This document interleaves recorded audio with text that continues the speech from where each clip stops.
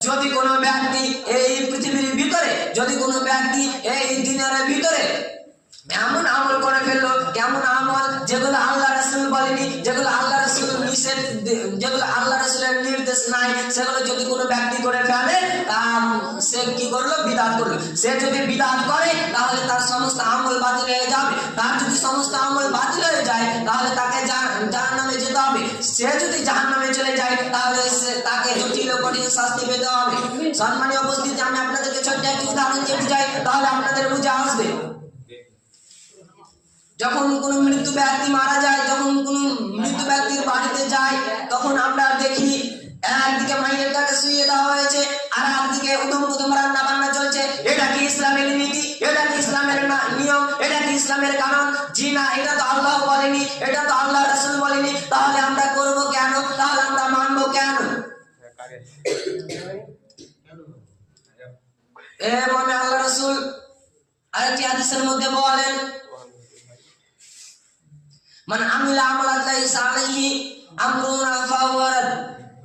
আয়েশা রাদিয়াল্লাহু তাআলা আনহা বলেন, রাসূল সাল্লাল্লাহু আলাইহি ওয়াসাল্লাম বলেছেন, যদি কোনো ব্যক্তি এমন আমল করে ফেললো, কেমন আমল? যে আমল আল্লাহ রাসূল করেননি, যে আমল আল্লাহ রাসূল আমাদেরকে করতে বলেননি, যদি কোনো ব্যক্তি করে ফেলে, তা পরিত্যাজ্য, তা মানা যাবে না, তা মিথ্যা, তার থেকে আমাদেরকে দূরে থাকতে হবে। সম্মানীয় উপস্থিতি, আমি আপনাদেরকে ছোট্ট একটি উদাহরণ দিয়ে বুঝাই, তাহলে আপনাদের বুঝে আসবে।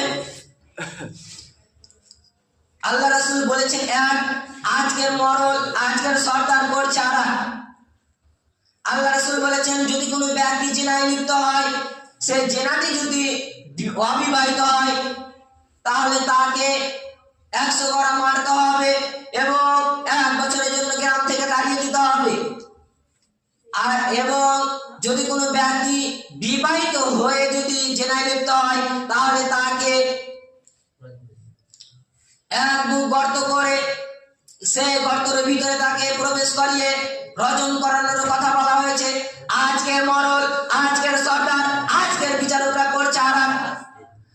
বিচার করতে এসে তারা 10টি লাঠি কাটছে, 10টি লাঠি কাটানোর পর তাদেরকে 10 বাড়ি করে মারছে এবং বিয়ে দিয়ে দিচ্ছে। এতে বিচার শেষ। এটা কি ইসলামের নীতি? এটা কি ইসলামের কারণ? এটা কি ইসলামের নিয়ম? জি না, এটা তো আল্লাহ বলেনি, এটা তো আল্লাহ রাসূল করতে বলেনি। তাহলে আমরা করব কেন? সম্মানীয় উপস্থিতি, এগুলো ভাবতে হবে, এগুলো জানতে হবে, জানার পর মানতে হবে।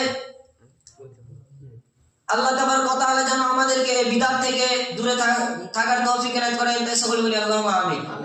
আমি আমার বক্তব্য এখান থেকে দিতে হচ্ছে। আসসালামু আলাইকুম ওয়া রাহমাতুল্লাহ।